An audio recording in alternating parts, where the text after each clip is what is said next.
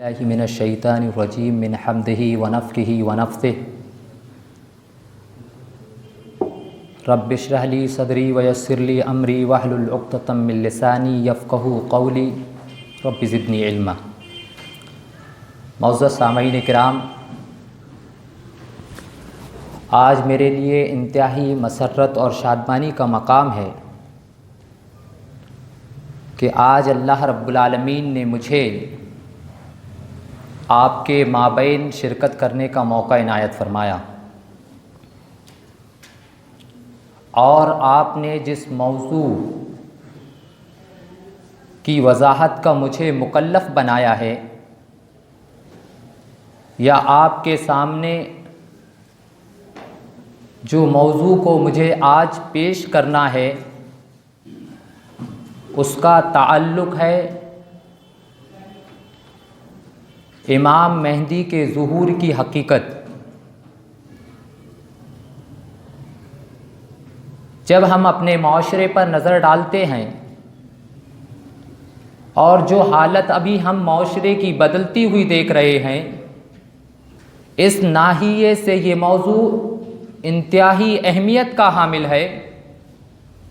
اور اس کی وضاحت بھی اتنی ہی ضروری محسوس ہوتی ہے۔ معزز سامعین کرام، جیسے ہم سب کا یہ عقیدہ ہے اور اس بات پر ایمان بھی ہے کہ قیامت کا واقع ہونا برحق ہے، یقینی ہے، اور اللہ رب العالمین نے اس کے علم کو اپنے پاس محفوظ کر رکھا ہے کہ قیامت کب واقع ہوگی۔ اس کا علم اللہ رب العالمین نے اپنے مقرب جو فرشتے ہیں یا انبیاء کرام کو بھی اللہ رب العالمین نے اس کا علم نہیں دیا، بلکہ قرآن مقدس کے اندر اللہ رب العالمین نے اتنا اشارہ کیا، ان اللہ عندہ علم الساعہ، کہ قیامت کا علم صرف اور صرف اللہ رب العالمین کے پاس ہے۔ لیکن رسول اکرم صلی اللہ علیہ وسلم نے قیامت کے واقع ہونے کی یا قیامت کے قریب ہونے کی کچھ نشانیاں بتائی ہیں۔ آپ نے اسے دو حصوں میں تقسیم کیا۔ ایک کو کہا قیامت علامت صغریٰ، جس کو ہم اپنی زبان میں چھوٹی علامتیں کہتے ہیں، اور ایک کو کہا جاتا ہے علامت کبریٰ، یعنی بڑی علامتیں۔ اب یہ چھوٹی اور بڑی علامتیں کیا ہیں؟ بعض اہل علم نے اس انداز سے بھی اس کی وضاحت کی ہے کہ چھوٹی علامتیں مانے اس بات کی طرف اشارہ کرتی ہیں یا اس بات کی طرف رہنمائی کرتی ہیں کہ قیامت قریب ہے، اور بڑی نشانیاں جب یہ دنیا میں ظاہر ہوں گی تو اس کا مطلب یہ ہوگا کہ قیامت کا وقوع قریب ہے۔ چھوٹی نشانیوں کا مطلب کہ قیامت قریب ہے، اور جب یہ بڑی نشانیاں جو رسول اکرم صلی اللہ علیہ وسلم نے 10 بتائی ہے، جب یہ واقع ہوں گی تو اس کا مطلب یہ ہوگا کہ اب قیامت کا وقوع اور قیامت کا واقع ہونا بالکل قریب ہو چکا ہے۔ یا بعض لوگ یہ کہتے ہیں کہ قیامت صغریٰ کا تعلق یہ فطری ہے، یہ معمول کے اعتبار سے ہے، اور قیامت وہ جو نشانی کبریٰ ہیں، جو بڑی علامتیں ہیں، ان کا تعلق غیر فطرت سے ہے، کیونکہ جب وہ واقع ہوں گی یا جب وہ ظاہر ہوں گی تو یہ کائنات کا نظام بدل جائے گا، ایک نئی تبدیلی واقع ہو جائے گی۔ اور اس تبدیلی کے بارے میں حافظ ابن حجر عسقلانی رحمۃ اللہ علیہ نے بڑے پیارے انداز سے بیان فرمایا کہ قیامت کے پہلے جو احداث اور واقعات ہوں گے، آپ نے کہا کہ اس کو 3 حصوں میں تقسیم کیا جا سکتا ہے۔ یعنی قیامت کی جو بڑی 3 نشانیاں ظاہر ہوں گی، 10 نشانیاں جو ظاہر ہوں گی، ان کو حافظ ابن حجر عسقلانی رحمۃ اللہ علیہ نے 3 حصوں میں تقسیم کیا، کہ کہا پہلے وہ احداث یا واقعات جس کا تعلق انسان کی زندگی سے ہے، یعنی جو انسان کی زندگی میں ایک ہلچل مچا دیں گے، پریشانی کا ماحول برپا ہو جائے گا، اور ان کا تعلق امام مہدی کے ظہور سے ہے، حضرت عیسیٰ کے نزول سے ہے، دجال اور یاجوج ماجوج کے خروج سے ہے، کہ کہا جب یہ نشانیاں ظاہر ہوں گی تو انسان کے اندر ایک پریشانی کا ماحول ہوگا، انسان پریشان رہے گا، عجیب سی صورتحال ہوگی، لوگ اس فکر میں ہوں گے کہ کیا امام مہدی کی بیعت کی جائے یا نہ کی جائے، حضرت عیسیٰ کی صف پر کھڑے ہوا جائے یا نہ ہوا جائے، دجال پر ایمان لایا جائے یا نہ لایا جائے، دجال کا انکار کیا جائے یا نہ کیا جائے۔ ایسے سلسلے میں انسانوں کے اندر ایک پریشانی کا ماحول ہوگا، بڑے پریشان ہوں گے۔ اور کہا دوسرا وہ احداث جو دنیا آسمان اور زمین کے نظام کو بدل دیں گے، یعنی اس سے آسمان اور زمین کا نظام بالکل بدل جائے گا، جیسے سورج کا جو مشرق سے نکلتا ہے مغرب سے طلوع ہونا۔ اور کہا تیسرے وہ احداث ہیں جس سے اب یہ یقینی ہو جائے گا کہ اب بالکل قیامت کا وقوع قریب ہے، یا قیامت مکمل طور سے قیامت کا آغاز ہو جائے گا، جیسا رسول اکرم صلی اللہ علیہ وسلم نے اس آگ کے بارے میں کہا کہ نار تخرج من الیمن، کہ آخری زمانے میں یمن سے قار عدن سے ایک آگ نکلے گی جو لوگوں کو میدان محشر کی طرف ہانک رہی ہوگی۔ تو کہا اس کو 3 حصوں میں تقسیم کیا جاتا ہے، لیکن سوال یہ پیدا ہوتا ہے کہ امام مہدی کے ظہور کو اہل علم نے چھوٹی نشانیوں میں شمار کیا ہے یا بڑی نشانیوں میں شمار کیا ہے؟ تو معزز سامعین کرام، تمام کے تمام احادیث کو جب جمع کیا جاتا ہے اور ان کا دراسہ کیا جاتا ہے جن کا تعلق امام مہدی کے ظہور سے ہے، تو اور اس کے بعد علماء کے اقوال کو دیکھا جاتا ہے، تو پتہ چلتا ہے کہ اس سلسلے میں علماء کرام کے 3 موقف ہیں۔ یہ اہل علم کے نزدیک بعض اہل علم یہ کہتے ہیں کہ امام مہدی کا ظہور چھوٹی نشانیوں میں سے ہے، بعض لوگ یہ بھی کہتے ہیں کہ امام مہدی کا جو ظہور ہوگا یہ قیامت کی بڑی نشانیوں میں سے ہوگا، اور بعض نے اس کو ایک برزخی حیثیت دے دی ہے، یا یہ کہہ دیا ہے کہ امام مہدی کا جو ظہور ہوگا اور اس سے پہلے قیامت کی جتنی نشانیاں ظاہر ہوں گی، در حقیقت اس سے یہ ثابت ہو جائے گا امام مہدی کے ظہور سے کہ امام مہدی سے پہلے جو علامتیں ظاہر ہوئی ہیں اس کا تعلق جو ہے چھوٹی علامتوں سے ہے، اور امام مہدی کا ظہور یہاں سے بڑی علامتوں کی اب ابتدا ہو جائے گی۔ ابتدا کیسی ہوگی؟ رسول اکرم صلی اللہ علیہ وسلم نے بیان فرمایا الآیات خرضات منظومات فی سلک، کہ کہا اگر قیامت کی ایک نشانی اگر ظاہر ہو جائے، اگر قیامت کی ایک بھی بڑی نشانی اگر ظاہر ہو گئی تو اس کے بعد دوسری نشانی کس انداز سے ظاہر ہوگی؟ کہا بس ویسا ہی ظاہر ہوگی کہ اگر ایک دھاگے پر موتیاں پروئی جائیں اور دھاگے کو توڑ دیا جائے تو جس تیزی کے ساتھ موتیاں اس سے بغیر کسی تاخیر کے گرنا شروع ہو جاتی ہیں، یکے بعد دیگر زمین پر گرنے لگتی ہیں، کہا بس یہی حال ہوگا کہ قیامت کی اگر ایک بڑی نشانی اگر ظاہر ہو جائے تو دوسری نشانیوں کے ظاہر ہونے میں زیادہ وقت نہیں لگے گا۔ اب سوال یہ پیدا ہوتا ہے معزز سامعین کرام کہ امام مہدی ہیں کون؟ یہ مہدی کا معنی کیا ہوتا ہے؟ آپ یہ یاد رکھیں کہ مہدی در حقیقت یہ لقب ہے ان کا، جس کا معنی ہوتا ہے ہدایت یافتہ، جیسا کہ اس لفظ کو رسول اکرم صلی اللہ علیہ وسلم نے خود بیان کیا، کس کے لیے؟ خلفائے راشدین کے لیے اللہ کے رسول نے استعمال کیا اور کہا علیکم بسنتی و سنت الخلفاء الراشدین المہدیین، مہدی کا لفظ استعمال کیا۔ تو کہا امام مہدی جو ظاہر ہوں گے، جو ہمارا اصل موضوع ہے، تو یہ مہدی ان کا لقب ہوگا۔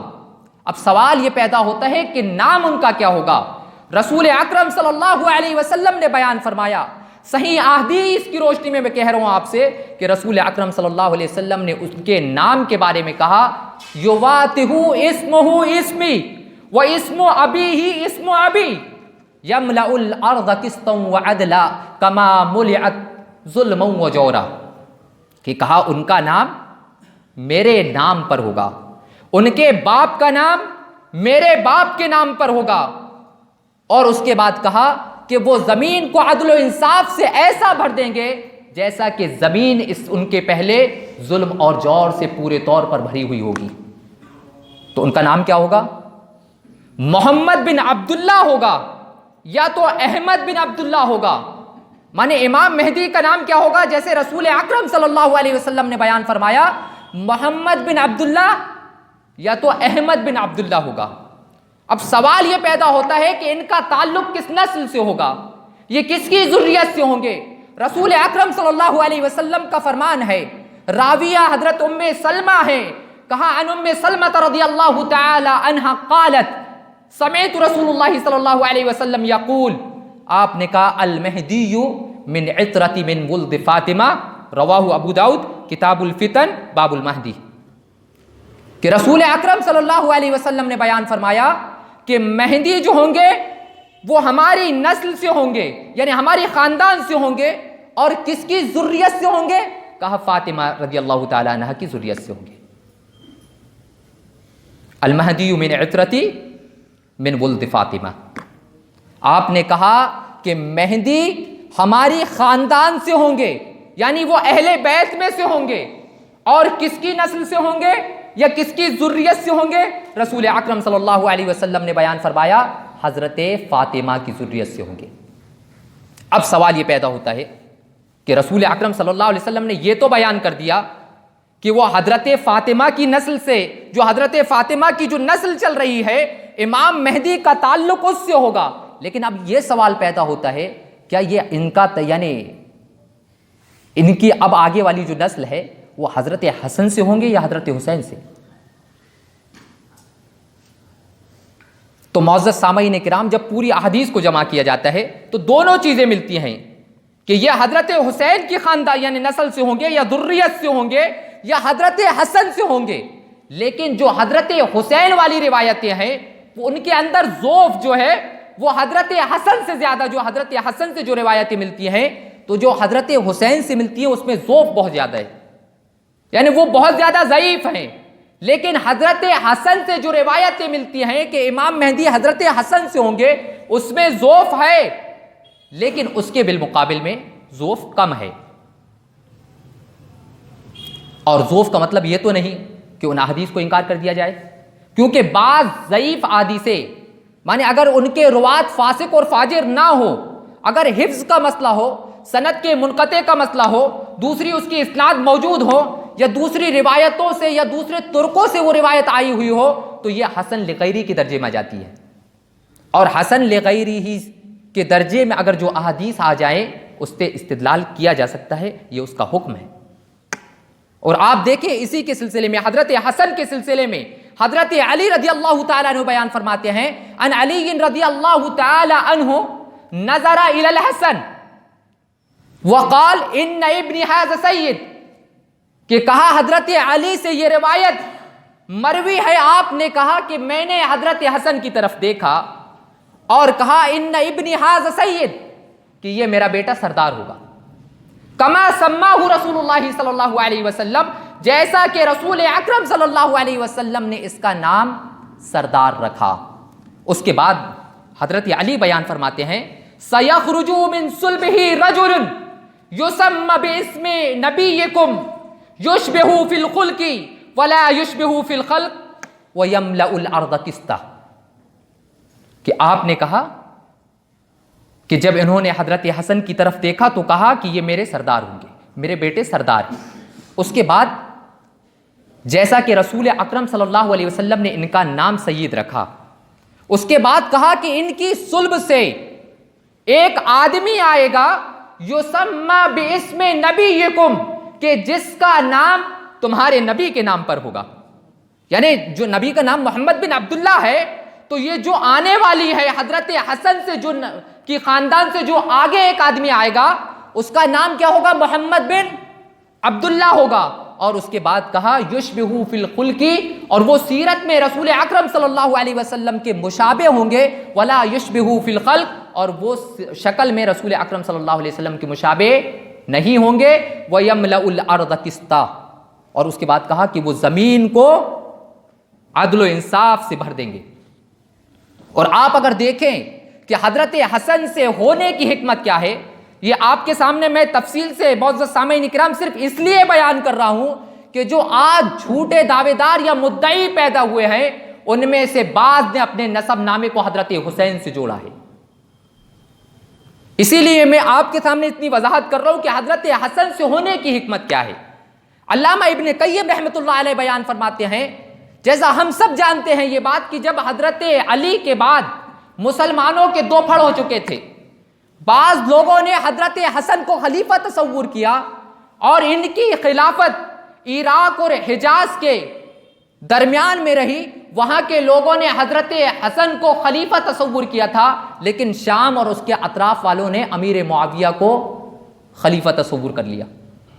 اور اب جب ان دونوں کے مابین بڑا تنازع ہونے لگا، حضرت حسن نے دیکھا کہ اگر وہ منصب خلافت پر برابر فائز رہے یا منصب خلافت پر قائم رہے تو ہو سکتا ہے کہ امت مسلمہ کے دو پھڑ ہو جائیں، یا خوریز لڑائیاں ہو جائیں، یا ہماری مسند خلافت خوریز لڑائیوں کا پیش خیمہ ہو جائے، یا اختلافات اور بڑھ جائیں. تو آپ نے صرف اللہ کے واسطے اپنی خلافت سے دستبردار ہو کر حضرت امیر معاویہ کو ان کی سپرد کر دیا اور لوگوں سے کہا کہ اب جو ہے آپ امیر معاویہ کو اپنا خلیفہ تصور کر لیں. اور یہ پیشین گوئی کس کی تھی؟ یہ پیشین گوئی رسول اکرم صلی اللہ علیہ وسلم کی تھی، اور اللہ رب العالمین کی یہ سنت ہے. اور اس سنت کو جاننے سے پہلے آپ یہ اصول اپنے ذہن پر رکھ لیں، الجزاء من جنس العمل، جو بدلے دیے جاتے ہیں وہ عمل کے قبیل سے ہوتے ہیں. جیسا آپ عمل کرتے ہو جزا بھی بالکل ویسی ہی ہوتی ہے. آپ دیکھیں کہ رسول اکرم صلی اللہ علیہ وسلم نے جو لوگوں کو برزخی زندگی میں عذاب ہو رہا تھا، جب آپ نے خواب میں وہ منظر دیکھا اور جب اپنے صحابہ اکرام کو بتایا کہ میں نے ایک ایسے شخص کو دیکھا ہے کہ جو ایک خون کی دریا میں تیر رہا ہے، وہ کوشش کرتا ہے کہ وہ دریا سے ساحل کی طرف لگ جائے، اور ساحل کے کنارے یعنی دریا کے کنارے ایک ایسا شخص بیٹھا ہے جو پتھر مارتا ہے، وہ شخص پھر دریا پر جا کے چلے جاتا ہے، 20 دریا میں، بس یہی اس کا معمول ہے. جب میں نے جبریل امین سے پوچھا کہ یہ کون شخص ہے تو کہا یہ وہ شخص ہے جو دنیا میں سود کھایا کرتا تھا، لوگوں کا خون چوسا کرتا تھا، تو یہی خون چوسنے کے نتیجے میں اسے بھی اوپر خون کی ایک دریا میں تیراکی کی سزا دی جا رہی ہے. تو کہا الجزاء من جنس العمل، جزا جو ہوتی ہے، بدلہ جو ہوتا ہے وہ عمل کے قبیل سے ہوتا ہے، عمل کے جنس سے ہوتا ہے. اور اللہ رب العالمین کی یہ سنت ہے، من ترک للہ شیئا عوضہ اللہ فی الدنیا والآخرہ،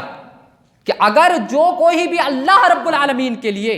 اگر کسی چیز کو چھوڑ دیتا ہے، کسی چیز سے ترک تعلق اختیار کر لیتا ہے، کسی چیز سے دوری اختیار کر لیتا ہے، صرف اللہ رب العالمین کی رضا اور اس کی خوشنودی کے واسطے، عوضہ اللہ فی الدنیا والآخرہ، تو اللہ رب العالمین اس کو دنیا اور آخرت میں بڑا بہترین اجر دیتا ہے، بدلہ دیتا ہے. اگر آپ دلیل چاہتے ہیں، اگر اس سلسلے میں بھی دلیل چاہتے ہیں تو حضرت خضر کا وہ واقعہ آپ اپنے سامنے رکھیں جنہوں نے ایک دیوار کو درست کیا تھا. جب حضرت موسیٰ نے پوچھا اے خضر میں سمجھ نہیں پا رہا ہوں کہ تم نے ہاتھ لگائے دیوار درست ہو گئی، وجوہات کیا ہیں آخر اس کی، اور اس سے پہلے بھی 2-3 واقعات ہیں ان کے. تو آپ نے کہا وَأَمَّا الْجِدَارُ فَكَانَ لِغُلَامَيْنِ يَتِيمَيْنِ فِي الْمَدِينَةِ، کہ کہا میں نے جس شخص کی دیوار کو سدھارا ہے وہ مدینہ کے 2 یعنی یتیم بچے تھے، مدینے میں رہا کرتے تھے. اور اس کے بعد کہا وَكَانَ تَحْتَهُ كَنْزٌ لَهُمَا، اور جو دیوار گری ہے اس کے نیچے اس کے باپ نے ان کے لیے مال جمع کیا ہے تاکہ یہ جوانی کی عمر میں پہنچ جائیں، جوانی کی دہلیز پر قدم رکھیں تو وہ اس مال سے فائدہ اٹھائیں. آگے کہا وَكَانَ أَبُوهُمَا صَالِحًا، اور ان دونوں بچوں کے جو باپ تھے بڑے نیک تھے، تو اللہ رب العالمین نے اس کے نیکی کی وجہ سے ان کے بچوں کی حضرت خضر کے ذریعے سے مدد فرمائی تھی. تو یہی بات کہیے من ترک للہ شیئا، کہ حضرت حسن نے خلافت کو اللہ کے لیے چھوڑا تھا، تو اللہ رب العالمین نے یہ حکمت ہے. اور دلائل دونوں ذوف ہونے کی وجہ سے میں بھی قرینہ کہہ رہا ہوں معزز سامعین کرام کہ ہو سکتا ہے کہ یہ حکمت ہو کہ حضرت حسن نے جو اللہ کے لیے خلافت کو چھوڑا تھا تو یہی حضرت حسن کی نسل سے ہو امام مہدی. اب سوال یہ پیدا ہوتا ہے کہ ان کا حلیہ کیسا ہوگا، ان کی شکل و صورت کیسی ہوگی۔ رسول اکرم صلی اللہ علیہ وسلم بیان فرماتے ہیں، راوی حدیث ابو سعید الخدری رضی اللہ تعالیٰ عنہ ہیں، کہ رسول اکرم صلی اللہ علیہ وسلم نے ارشاد فرمایا، المہدی منی اجل الجبہۃ واکن الانف یملأ الارض قسطا وعدلا کما ملئت ظلما وجورا یملک 7 سنین۔ آپ نے کہا مہدی میری نسل سے ہوں گے، میری خاندان سے مہدی کا تعلق ہوگا، فاطمہ کی ذریت سے یہ امام مہدی آئیں گے۔ ان کی پیشانی کیسی ہوگی؟ رسول اکرم صلی اللہ علیہ وسلم نے بیان فرمایا اجل الجبہتی، یعنی پیشانی ان کی چوڑی ہوگی، جیسا کہ سوڈانیوں کی پیشانی چوڑیاں ہوتی ہیں، ایسا امام مہدی کی جو پیشانی ہوگی وہ چوڑی ہوگی۔ وہ اکنل انفی، اور ان کی ناک یہ جو ہے اونچی ہوگی، یعنی یہ ناک کا یہ والا حصہ جو ہے وہ تھوڑا اونچا ہوگا اور پتلا ہوگا۔ اور اس کے بعد رسول اکرم صلی اللہ علیہ وسلم نے بیان فرمایا یملأ الارض قسطا وعدلا، اور وہ زمین کو عدل و انصاف سے ایسا بھر دیں گے، کما ملئت ظلما وجورا، کہ جیسا کہ زمین ظلم سے جور سے پوری بھری ہوئی ہوگی۔ اور یہ اب خلافت کتنے سال کریں گے، حکومت کتنے سال ہوگی ان کی؟ یملکو 7 سنین، اور یہ 7 سال دنیا میں خلافت کریں گے۔ ان کی حکومت اس دنیا میں 7 سال ہوگی، لیکن بعض روایتیں ایسی ملتی ہیں جس میں 8 کا بھی ذکر ملتا ہے، بعض ایسی روایتیں بھی ملتی ہیں جس میں 9 کا بھی ذکر ملتا ہے۔ تو امام مہدی جو ہوں گے وہ دنیا میں یا تو 7 سال خلافت کریں گے، یا 8 سال خلافت کریں گے، یا 9 سال خلافت کریں گے۔ اب معزز سامعین اکرام، سب سے اہم پوائنٹ یہ ہے، سب سے اہم پوائنٹ، کہ جو آج اپنے آپ کو مہدی ہونے کا دعویٰ کرتے ہیں کہ ہم امام مہدی ہیں، ہم جو ہے عیسیٰ ہیں، لیکن آپ یاد رکھیں کہ تمام کے تمام احادیث، وہ احادیث جس میں امام مہدی کا ذکر ملتا ہے، ان کو جمع کرنے کے بعد اور ان احادیث پر غور کرنے کے بعد اتنا تو پتہ چلتا ہے کہ امام مہدی سے پہلے دنیا کی حالت تھوڑی بدل جائے گی، حالت مختلف ہو جائے گی۔ یا ایسا تو نہیں ملتا کسی حدیث میں کہ امام مہدی اس وقت یعنی دنیا میں آئیں گے یا دنیا میں ظاہر ہوں گے جب دنیا کی یہ حالت ہوگی، ایسا نہیں ملتا۔ لیکن وہ تمام کے تمام احادیث کو جمع کرنے کے بعد یہ اشارہ ملتا ہے کہ امام مہدی کے ظہور سے پہلے دنیا کی ایک الگ شکل ہوگی۔ مثلا جیسے دنیا میں بہت زیادہ فتنوں کا ظہور ہوگا، بہت زیادہ فتنے ہوں گے، جیسا کہ عبداللہ بن عمر بیان فرماتے ہیں کہ کننا قعودا عند النبی صلی اللہ علیہ وسلم فذکر الفتن فاکثر فی ذکرها حتی ذکر فتنة الاحلاس۔ عبداللہ بن عمر رضی اللہ تعالیٰ عنہ بیان فرماتے ہیں کہ ہم رسول اکرم صلی اللہ علیہ وسلم کے پاس بیٹھے ہوئے تھے، ذکر الفتن، آپ نے فتنوں کا ذکر کیا اور بہت کثرت سے، یعنی بہت زیادہ فتنوں کا ذکر کیا، حتی ذکر فتنة الاحلاس، یہاں تک کہ بیان کرتے ہیں کہ رسول اکرم صلی اللہ علیہ وسلم نے فتنہ احلاس کا ذکر کر لیا۔ یہ فتنہ احلاس کیا ہے؟ یہ ہلس کی جمع ہے، اور ہلس چٹائی کو کہا جاتا ہے۔ تو کہا امام مہدی سے پہلے ایسے فتنے ہوں گے جس طریقے سے انسان چٹائی سے اپنے رشتے کو قائم کرتا ہے، اپنے رشتے کو جوڑتا ہے، جیسے مثلا یہ چٹائی بچھی ہو، اگر ہم یہاں بیٹھیں تو ایک رشتہ قائم ہو جاتا ہے چٹائی سے، ہم بالکل چٹائی سے متصل ہو جاتے ہیں۔ کہا بس اسی انداز سے وہ تمام کے تمام فتنے جو ہے انسانوں کو گھیر لیں گے۔ یا بعد نے یہ بھی کہا ہے کہ اگر چٹائی کو زمین پہ بچھایا جائے تو جو زمین بالکل چٹائی زمین یعنی زمین سے متصل ہو جاتی ہے، بس ایسا ہی فتنے جو ہے پوری زمین سے متصل ہو جائیں گے، یعنی پوری زمین میں پھیل جائیں گے فتنے۔ لیکن پوچھنے والوں نے پوچھ لیا کہ فتنہ احلاس کیا ہے، تو آپ نے کہا ہیا حرب و حرب، کہ کہا فتنہ احلاس وہ فتنہ ہوگا کہ جس کے نتیجے میں لوگ ایک دوسرے سے بھاگ رہے ہوں گے، یعنی لوگوں کے مابین اتنی عداوتیں بڑھ جائیں گی، اتنی نفرتیں بڑھ جائیں گی، اتنی رنجشیں بڑھ جائیں گی کہ لوگ ایک دوسرے کو دیکھنا بھی پسند نہ کریں گے، وہ ایک دوسرے سے بھاگ رہے ہوں گے۔ اور اس کے بعد کہا وہ حربن، اور عداوتیں اور دشمنیاں یہاں تک بڑھ جائے گی کہ ان کے مابین بڑی جنگیں ہوں گی اور بڑی خونریز لڑائیاں ہوں گی. کہا یہ فتنہ اعلیٰ سے. پھر آپ یعنی جناب محمد رسول اللہ صلی اللہ علیہ وسلم نے فتنہ سراء کا ذکر کیا. اس کے بعد فتنہ دحیمہ کا ذکر کیا, اور فتنہ دحیمہ کے ذکر کرنے کے بعد رسول اکرم صلی اللہ علیہ وسلم نے بیان فرمایا کان ذاکم فانتظروا الدجال من یومی او من غدی. اگر کہا ایسے فتنے تم دیکھنے لگو, اگر ایسے فتنہ اس دنیا میں رونما ہونے لگے یا ایسے فتنوں کا ظہور ہونے لگے, فانتظروا الدجال من یومی او غد, تو کہا کہ بس تم دجال کا انتظار کرنا کہ وہ آج نکل جائے یا کل نکل جائے. یہ ایک بات. دوسری بات, امام مہدی کے ظہور سے پہلے یہ پوری سرزمین ظلم و ستم سے بھر جائے گی. یہ ظلم کسی بھی شکل کا ہو سکتا ہے, چاہے ظالم اور جابر حکمرانوں کی شکل میں ہو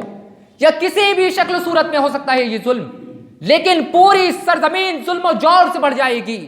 ظلم و ستم سے بھر جائے گی. جیسا کہ خود رسول اکرم صلی اللہ علیہ وسلم نے بیان فرمایا یملأ الارض قسطا وعدلا کما ملئت ظلما وجورا, کہ کہا امام مہدی اس زمین کو عدل و انصاف سے بھریں گے, کیونکہ امام مہدی کے ظہور سے پہلے یہ زمین پورے ظلم اور جور اور ستم سے بھر چکی ہوگی. یعنی اس میں لوگ بہت ظلم کر رہے ہوں گے, انتہائی درجے کا ظلم ہوگا. اور یہاں تک کہ رسول اکرم صلی اللہ علیہ وسلم نے بڑی تاکید کے ساتھ بیان فرمایا لا تملأن الارض ظلما وعدوانا, کہ کہا کہ زمین یہ پوری کی پوری ظلم و جور سے, ظلم و عدوان سے, رنجشوں سے, عداوتوں سے, دشمنیوں سے یہ امام مہدی سے پہلے بھر جائے گی. اس کے بعد امام مہدی کا ظہور ہوگا یملأ الارض قسطا وعدلا, اور امام مہدی عدل کو قائم کریں گے, انصاف کو قائم کریں گے, جیسا ان سے پہلے زمین ظلم و جور سے بھری ہوئی تھی. اور تیسرا ایک علامت حدیث کی روشنی میں یہ بھی ملتی ہے, بلاؤں کا ظہور ہوگا, پریشانیوں کی شدت ہوگی, لوگ پریشانیوں سے گھرے ہوئے ہوں گے. جیسا رسول اکرم صلی اللہ علیہ وسلم نے بیان فرمایا, کہا لیاتین علی امتی زمان, لیاتین علی امتی زمان یتمنونہ فیہ دجال, کہ کہا میری امت پر ایک زمانہ ایسا آنے والا ہے, میری امت پر ایک زمانہ ایسا آئے گا کہ اس زمانے میں میری امت یتمنون فیہ الدجال, کہ دجال کی تمنا کرے گی کہ دجال ظاہر ہو جائے. حذیفہ بن یمان رضی اللہ تعالیٰ عنہ قلتو کہتے ہیں کہ میں نے رسول اکرم صلی اللہ علیہ وسلم سے کہا یا رسول اللہ, اے اللہ کے رسول, بابی و امی, میرے باپ اور میری ماں تم پر قربان ہو, مما ذاکا, ایسی صورت کیوں ہوگی, لوگ کیوں تمنا کریں گے کہ دجال ظاہر ہو جائے, کیوں تمنا کریں گے لوگ, کیوں خواہش اپنی ظاہر کریں گے کہ دجال کا ظہور ہو جائے. رسول اکرم صلی اللہ علیہ وسلم نے بیان فرمایا مما یلقون من العناء والزنا, آپ نے کہا کہ بلائیں اتنی زیادہ بڑھ چکی ہوں گی اور بلاؤں میں انسان ایسا مبتلا ہو چکا ہوگا, پریشانیوں میں ایسا مبتلا ہو چکا ہوگا کہ ابھی ایک پریشانی سے وہ نجات پاتا نہیں کہ دوسری پریشانی اسے دستک دے دیتی ہے, ابھی ایک پریشانی سے وہ نکلے گا نہیں کہ دوسری پریشانی اس کے سامنے دستک دے دے گی. کہا ایسی صورت ہوگی تو لوگ تمنا کریں گے کہ کاش اب دجال ظاہر ہو جائے. اور ایک علامت اور آتی ہے, ملتی ہے حدیثی کی روشنی میں, کہ امام مہدی کے ظہور سے پہلے پوری سرزمین پر اختلافات بڑھ جائیں گے,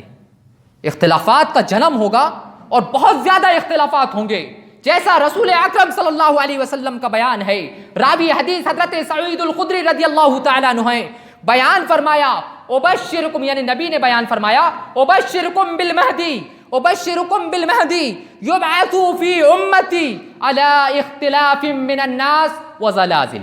آپ نے کہا کہ میں تمہیں امام مہدی کی بشارت دیتا ہوں, امام مہدی کی خوشخبری تمہیں دے رہا ہوں. ابشرکم بالمہدی, میں تمہیں امام مہدی کی خوشخبری سنا رہا ہوں. کہا حتی یبعث فی امتی, کہ وہ میری امت پر وہ آئیں گے علی اختلاف من الناس, اس وقت آئیں گے جب لوگوں کے مابین بہت زیادہ اختلاف ہوگا, لوگوں کے مابین اختلافات، نئے نئے اختلافاتوں نے جنم لیا ہوگا.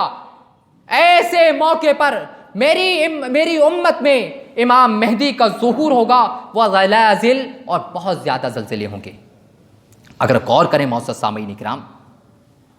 تو آپ دیکھیں کہ یہی اختلافات جو ہوں گے پھر اس کے بعد اتنے زیادہ بڑھ جائیں گے، یہ اختلافات اتنے زیادہ جنم لینے لگیں گے کہ یہی اختلاف جو ہے امام مہدی کے ظہور کا سبب بن جائیں گے، امام مہدی کے ظاہر ہو جانے کا سبب بن جائیں گے. جیسا آپ دیکھیں ام سلمہ رضی اللہ تعالی عنہ بیان فرماتی ہیں کہ رسول اکرم صلی اللہ علیہ وسلم کا فرمان ہے یکون اختلاف عند موت خلیفہ. آپ نے کیا کہا؟ یکون اختلاف عند موت خلیفہ، کہ کہا کہ ایک خلیفہ ہوگا، اس خلیفے کا انتقال ہوگا اور اس خلیفے کے انتقال پر اتنا اختلاف ہوگا. اس کے بعد آپ نے کہا فَيَخْرُجُ رَجُلٌ مِّنْ أَهْلِ مَدِينَةَ حَارِبًا إِلَى الْمَكَّةِ، اور ایک آدمی مدینہ والوں میں سے نکلے گا حاربًا إِلَى الْمَكَّةِ، جو مکہ کی طرف بھاگ رہا ہوگا. اختلاف کس بنیاد پر ہوگا؟ آپ نے کہا یکون اختلاف عند موت خلیفہ، مانے جو خلیفہ ہوگا اس کا انتقال ہوگا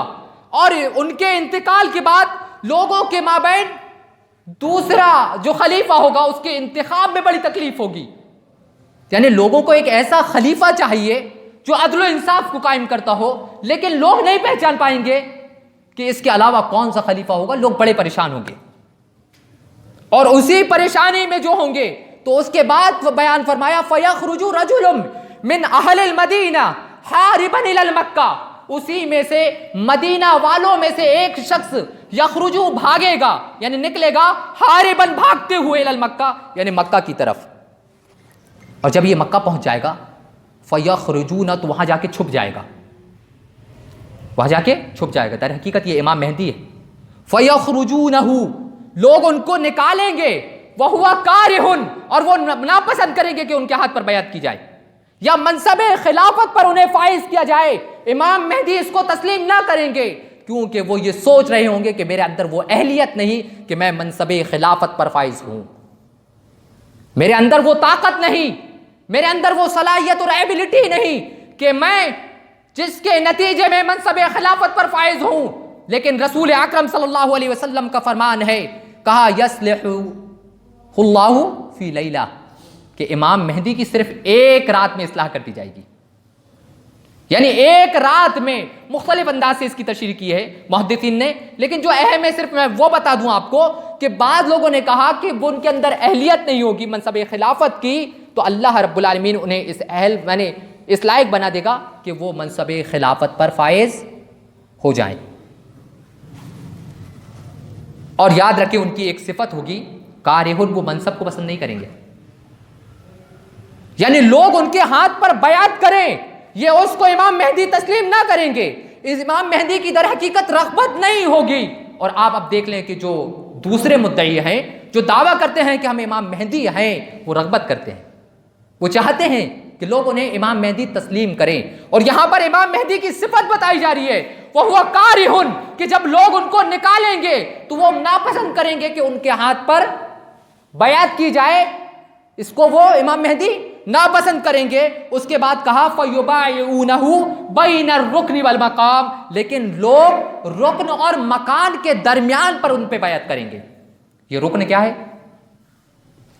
حجر اسود، اور مقام ابراہیم. یعنی لوگ کہاں بیعت کریں گے؟ حجر اسود اور مقام ابراہیم کے درمیان. یہ بیعت کریں گے امام مہدی پر، یا امام مہدی سے بیعت کریں گے. کہاں جگہ کیا ہے؟ یاد رکھنا معزز سامعین اکرام، صحیح حدیث ہے بالکل. فَيُبَايِعُونَ بَيْنَ الرُّكْنِ وَالْمَقَامِ، کہ بیعت کہاں ہوگی؟ حجر اسود اور مقام ابراہیم کے درمیان. یعنی اس سے معلوم ہوا ہندوستان میں بیعت نہیں ہوگی، اور اس کے علاوہ جتنے مقامات ہیں وہاں پر بیعت نہیں ہوگی. بیعت کہاں ہوگی؟ حجر اسود اور مقام ابراہیم کے مابین. لیکن یہ جو بیعت کریں گے تعداد اتنی زیادہ ان کی نہیں ہوگی، تعداد میں یہ بہت کم ہوں گے جو امام مہدی کی بیعت کریں گے، یا جو امام مہدی کو امام مہدی تسلیم کریں گے. ابھی ان کی تعداد بہت زیادہ نہ ہوگی، تعداد میں وہ کم ہوں گے، لیکن جب یہ دیکھیں گے یا پورے عالم میں یہ آواز گونجے گی کہ ایک شخص یعنی نمودار ہوا ہے، ایک شخص ظاہر ہوا ہے جس پر لوگوں نے بیعت کی ہے، تو جتنی بھی طاقوتی طاقتیں ہوں گی، یہاں تک کہ مسلمان بھی کھڑے ہوں گے امام مہدی کے مقابلے کے لیے، امام مہدی سے مقابلہ کرنے کے لیے مسلمان بھی کھڑے ہو جائیں گے، لیکن بعد نے یہ توجیہ پیش کر دی ہے، مسلمان اس خدشے سے کھڑے ہوں گے کہ ہو سکتا ہے کوئی دعویٰ کر رہا ہو امام مہدی ہونے کا اور یہ حکومت سے بغاوت کر رہا ہو، اس بنیاد پر یہ لوگ بھی کھڑے ہو جائیں گے۔ لیکن تمام کی تمام طرف سے کیا ہوگا؟ امام مہدی کے مقابلے کے لیے یا ان سے جنگ کے لیے ایک فوج کو تیار کیا جائے گا۔ اب وہ فوج وہاں سے نکلے گی، سب سے پہلے وہ فوج مدینہ تشریف لائے گی، فوج مدینہ پہنچے گی، مدینہ پہنچتے ہی تمام کے تمام جو وہاں رہائش پذیر ہوں گے، یعنی جو مدینے کے سکان ہوں گے، مدینے کے رہنے والے ہوں گے، وہ مدینہ چھوڑ کے بھاگ جائیں گے۔ جب یہ فوج کو اپنی طرف آتے ہوئے دیکھیں گے تو جو مدینے میں رہنے والے لوگ ہوں گے وہ مدینے کو چھوڑ کے بھاگ جائیں گے۔ اور صحیح حدیث ہے، امام مالک نے ابو ہریرہ سے نقل کیا ہے اپنی موطا کے اندر اس حدیث کو، اور بیان فرمایا لا تترکن المدینہ، اور مدینہ ایسا خالی ہو جائے گا، مدینہ ایسا خالی ہو جائے گا کہ مسجد نبوی میں بھی نماز پڑھنے والا کوئی موجود نہ ہوگا۔ اور آپ نے آگے ذکر کیا کہ یہاں تک کہ کتے مسجد اور محراب کے درمیان میں گندگیاں پھیلائیں گے، یعنی پورے طور پر مدینہ خالی ہو جائے گا۔ اور جب مدینہ خالی ہو جائے گا، یہ فوج مدینہ پہنچے گی، تو مدینے پہنچنے کے بعد یہ مکہ کی طرف روانہ ہوگی، مکہ کے راستے پر روانہ ہوگی۔ تو جب یہ بیدا کے مقام پر پہنچے گی تو رسول اکرم صلی اللہ علیہ وسلم کا فرمان ہے فَيُخْشَفُ بِهِمْ بِالْبَيْدَةِ، تو وہ پوری فوج کو بیدا نامی جگہ جو مکہ کے راستے میں پڑتا ہے، جہاں سے حاجی احرام باندھتا ہے، اس کو جو دائیں جانب میں بہت بڑا میدان ہے، وہاں پر پوری کی پوری فوج کو دھسا دیا جائے گا۔ اور جب یہ لوگ دیکھیں گے کہ یہ جو فوج امام مہدی کے مقابلے کے لیے آ رہی تھی، اس پوری کی پوری فوج کو دھسا دیا گیا، تو اب لوگ چاروں طرف سے دوڑیں گے امام مہدی کی بیعت کرنے کے لیے، چاروں طرف سے لوگ آئیں گے امام مہدی کی بیعت کرنے کے لیے، اور اب یہاں سے جہادی زندگی شروع ہو جائے گی امام مہدی کی، اب یہاں سے جہادی زندگی شروع ہوگی، کیونکہ یہ جزیرہ عرب میں بھی حملہ کریں گے، وہاں بھی مقابلہ ہوگا، فارس میں بھی مقابلہ ہوگا، روم میں بھی ہوگا، قسطنطنیہ میں بھی ہوگا، یہاں تک کہ معاذ بن جبل رضی اللہ تعالیٰ عنہ سے ایک روایت ملتی ہے، صحیح ہے، آپ بیان فرماتے ہیں عمران بیت المقدس خراب یثرب خروج الملحمہ وخروج الملحمہ فتح القسطنطنیہ وفتح القسطنطنیہ خروج الدجال، یعنی چاروں چیزیں صرف ایک حدیث میں بیان کر دی گئیں، یعنی چاروں چیزیں جو امام مہدی کی جہادی زندگی جہاں سے شروع ہو رہی ہے، اب وہاں پر چاروں چیزیں ایک ساتھ بیان کر دی گئی۔ کہا عمران بیت المقدس، یعنی بیت المقدس کی آبادی، یہ یثرب کی خرابی ہوگی، یعنی یثرب کی ویرانی ہوگی، اور یثرب کیا؟ یعنی مدینہ منورہ کی یہ ویرانی ہوگی، اور اس کے بعد کہا کہ مدینہ منورہ کی جو ویرانی ہوگی وہ ایک بہت بڑی جنگ کا پیش خیمہ ہوگا، یعنی اس کے نتیجے میں ایک بہت بڑی جنگ ہوگی، اور بہت بڑی جنگ جو اس کا پیش خیمہ ہوگا، اس کے نتیجے میں فتح یعنی قسطنطنیہ کی فتح ہوگی، اور جب قسطنطنیہ فتح ہو جائے گا تو دجال کا خروج ہو جائے گا، یعنی دجال ظاہر ہو جائے گا۔ اور آپ دیکھیں ایک دوسری حدیث میں جو مسلم کی حدیث ہے، جس میں بالکل وضاحت کے ساتھ بیان کیا، اللہ کے رسول صلی اللہ علیہ وسلم نے بیان فرمایا، کہا تغزون جزیرۃ العرب، کہ تم جزیرہ عرب میں حملہ کرو گے، اور اس کے بعد کہا فیفتح اللہ، کہ اللہ رب العالمین جب تم اس پر حملہ کرو گے تو اللہ رب العالمین تمہیں فتح دے دے گا۔ اس کے بعد ثم فارس، تم فارس پر حملہ کرو گے، اللہ رب العالمین تمہیں وہاں بھی فتح دے گا۔ ثم روم، اس کے بعد تم روم پر حملہ کرو گے، اور وہاں پر بھی تمہیں فتح اور نصرت ملے گی، تمہیں کامیابی وہاں ملے گی۔ اور اس کے بعد کہا کہ تم دجال پر حملہ کرو گے اور وہاں بھی تم کامیاب ہو جاؤ گے۔ یعنی یہاں سے اب جو ہے جہادی زندگی شروع ہے، مانے جہادی زندگی ایک شروع ہے، لیکن جب روم سے مقابلہ ہوگا اور فتح ہو جائے گی، لیکن رومیوں سے ایک صلح بھی ضرور ہوگی، جیسے کہ ایک حدیث میں ملتا ہے، رومی یعنی نصارہ سے، کسی ایک دشمن کی وجہ سے، جو دشمن مسلمانوں کا بھی دشمن ہوگا اور نصارہ کا بھی دشمن ہوگا۔ اب وہ دشمن کون ہے؟ حدیث میں اس کی وضاحت نہیں کی گئی ہے۔ اب مان سکتے ہیں کہ شاید رافضی ہو، یہود ہو، یا جو بھی ہو، بہرحال اس میں اس کی وضاحت نہیں ہے کہ نصارہ اور مسلمانوں کے مابین ایک صلح ہوگی ایک دشمن کی وجہ سے، اور وہ صلح کریں گے، اور جب اس پر حملہ آور ہوں گے تو وہ اس پہ بھی فتح ہو جائیں گے، یعنی اسے وہاں پر فتح ہو جائے گی، اور جیسا ہی فتح ملے گی تو جو نصارہ ہوں گے وہ یہ اعلان کر دیں گے کہ نصارہ کی جیت ہوئی، صلیب کی جیت ہوئی۔ ادھر سے مسلمان کھڑے ہوں گے اور کہیں وہ صلیب کو توڑ دیں گے اور کہیں گے اسلام کی جیت ہوئی۔ اب بس یہی سے ایک دوسری لڑائی شروع ہو جائے گی، یعنی بہت سنگین لڑائی شروع ہوگی۔ اور جیسا کہ مسلم کی ایک روایت میں ہے، اس لڑائی کا ذکر کیا گیا ہے، جیسے عبداللہ بن مسعود رضی اللہ تعالیٰ عنہ بیان فرماتے ہیں اس لڑائی کے بارے میں کہ ایک مرتبہ ایسا، بہت طویل حدیث ہے، میں مختصر بیان کر رہا ہوں آپ کے سامنے، کہ ایک مرتبہ بہت سرخ ہوا چلی، لوگوں نے یہ سمجھ لیا کہ اب بس قیامت واقع ہونے والی ہے۔ تو عبداللہ بن مسعود رضی اللہ تعالیٰ عنہ نے اس موقع پر یہ بیان کر دیا کہ قیامت تو اس وقت تک قائم نہیں ہو سکتی جب کہ میراث تقسیم نہ ہو جائے، یعنی قیامت اس وقت تک واقع نہیں ہو سکتی جب تک کہ میراث کی تقسیم نہ ہو جائے۔ پوچھنے والوں نے پوچھا کہ یہ میراث کیا مسئلہ ہے، میراث کا مسئلہ کیا ہے؟ تو کہا ان لوگوں سے، مانے وہ جو نصارہ سے جو لڑائی چھڑی تھی، نصارہ سے لڑائی چھڑی تھی نا، تو وہ نصارہ سے جو لڑائی چھڑی تھی تو وہ لڑائی کے بارے میں بیان فرمایا اور کہا کہ لڑائی اتنی زیادہ طویل اور اتنی خوریز لڑائی ہوگی کہ جو ابھی تک ایسی خوریز لڑائی نہیں ہوئی۔ پہلے مسلمان کی ایک فوج نکلے گی جو اپنے آپ سے یہ عہد و پیمان کرے گی، یا تو ہم مریں گے یا ماریں گے، یعنی یا تو ہم شہید ہو جائیں گے یا تو پھر ہم فتح حاصل کر لیں گے۔ جب یہ جائیں گے، صبح سے لڑائی شروع ہوگی، مسلم شریف کی حدیث ہے، میں قصہ بیان نہیں کر رہا ہوں معزز سامعین کرام، جتنا بھی بیان کیا ہے صرف احادیث کی روشنی میں بیان کیا ہے، اور وہ بھی احادیث بالکل صحیح احادیث ہیں، اور یہ بھی صحیح مسلم کی حدیث ہے۔ تو کہا عبداللہ بن مسعود کہتے ہیں کہ رات تک لڑائی چلے گی اور کوئی بھی نتیجہ سامنے نہیں آئے گا۔ اب پھر دوسرے دن مسلمان ایک نئی فوج کو تیار کریں گے، پھر وہ نئی فوج جائے گی، پھر وہ مقابلہ کرے گی اور وہ تمام کی تمام شہید ہو جائیں گے،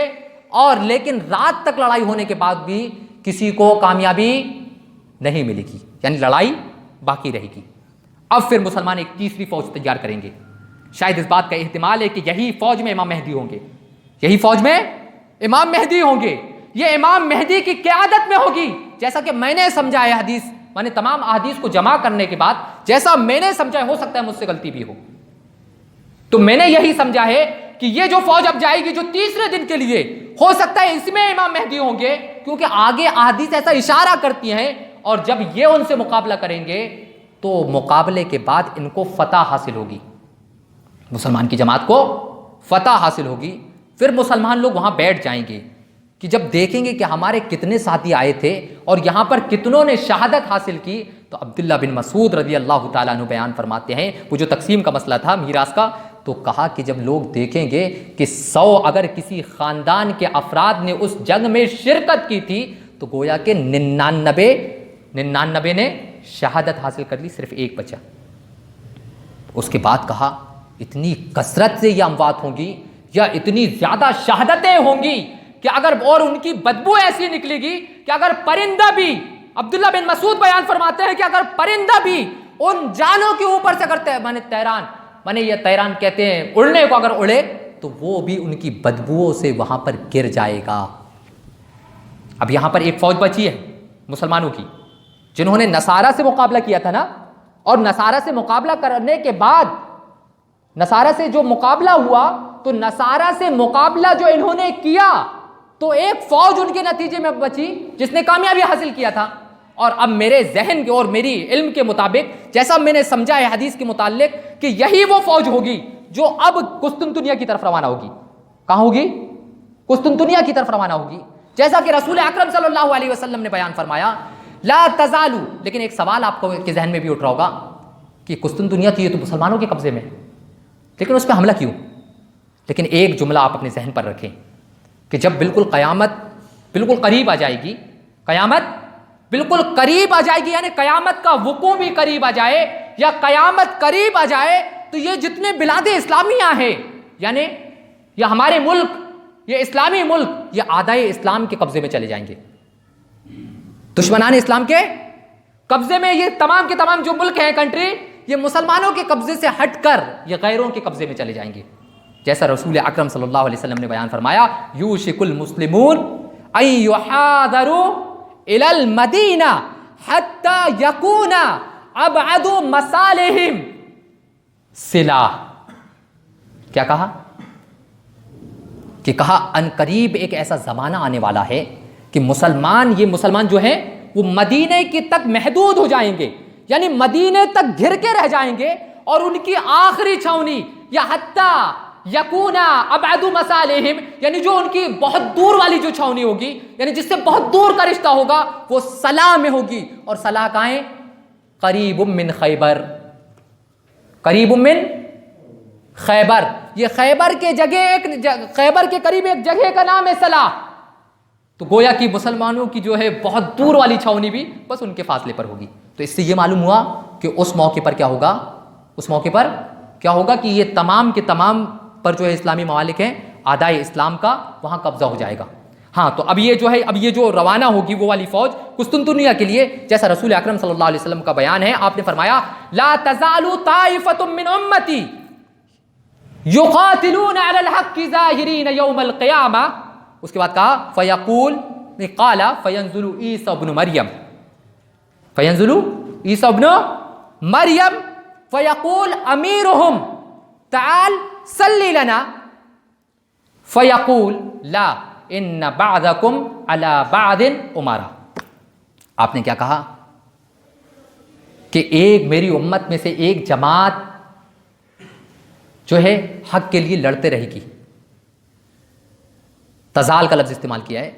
مانے کہ حق کے لیے مسلسل لڑتے رہے گی. ظاہرین یوم القیامہ، قیامت تک وہ غالب رہے گی. اس کے بعد کہا فینزل عیسی ابن مریم کا نزول ہوگا. اب وہاں پہ کہاں ہوگا نزول، کیسے ہوگا؟ معزز سامعین کرام، یہ خود ایک مستقل موضوع ہے. دجال یہ ایک مستقل موضوع ہے، انشاءاللہ کبھی موقع ملا تو میں اس کی بھی وضاحت کروں گا. تو کہا کہ عیسی ابن مریم کا نزول ہوگا، تو مسلمانوں کے جو امیر ہوں گے وہ ان کو جیسا دیکھیں گے پہچان لیں گے اور ان سے کہیں گے تعال صلی لنا، کہ آئیے اور ہمیں نماز پڑھائیں. لیکن وہ جواب دیں گے لا نہیں، ان بعضکم علی بعض امرا، کہ تم میں کا بعض کا امیر ہے. یا بعض لوگوں نے اس کی یہ بھی تشریح کی ہے کہ ہو سکتا ہے کہ اقامت تمہارے لیے کہی گئی ہے، تم ہی نماز پڑھاؤ، یا یہ کہہ دیا کہ تم میں کا بعض کا امیر ہے، اس لیے آپ نماز پڑھائیں. تو معزز سامعین کرام، یہ امام مہدی کی زندگی تھی جس کو میں نے اختصار کے ساتھ بیان کیا ہے. لیکن اب آپ دیکھیں کہ اس کے خلاف جب ہم اپنے معاشرے پر نظر ڈالتے ہیں تو کئی ایک لوگ ذہنیت کے ہمیں ملتے ہیں، مختلف ذہنیت کے لوگ ملتے ہیں، کئی گروپ ہیں ان کے. کئی لوگ تو سرے سے جو ہے امام مہدی کے ظہور کا انکار کر دیتے ہیں. لیکن یاد رکھیے گا معزز سامعین کرام کہ جتنی احادیث آئی ہیں وہ تواتر کے درجے کو ہیں، کہ بہت سی ایسی احادیث ہیں جس کی جو ہے سندوں پر کلام نہیں کیا جا سکتا ہے، بالکل صحیح ہیں. اور یہاں تک کہ اگر پوری احادیث کو جمع کیا جائے تو گویا کہ ان کی تعداد 100 سے زائد ہوتی ہے، جس میں یہ ملتا ہے کہ امام مہدی کا ظہور، اور ایسے 28 آثار بھی ملتے ہیں جو یہ ثابت کرتے ہیں کہ امام مہدی کا ظہور یقینی ہے. لیکن ہم میں سے بعض لوگ یہ کہتے ہیں کہ ہو سکتا ہے یہ خیالی ہے، یہ جو امام مہدی کے بارے میں بتایا جاتا ہے ان کا ظہور وغیرہ نہیں ہوگا بلکہ یہ خیالی چیزیں ہیں. ان سے جب پوچھا جاتا ہے کہ کیوں تم نے ایسا کہا بخاری اور مسلم میں وہ ان کے سلسلے میں کوئی احادیث موجود نہیں ہے. ایک بات لیکن معزز سامعین کرام، اگر غور کر لیں وہ جو مسلم اور بخاری کے اندر جو احادیث ہیں، اگر وہ غور کریں اس میں تو انہیں پتہ چلے گا کہ ہاں امام مہدی کے سلسلے میں بخاری مسلم میں احادیث موجود ہیں. لیکن اگر یہ مان لیا جائے ان کی بات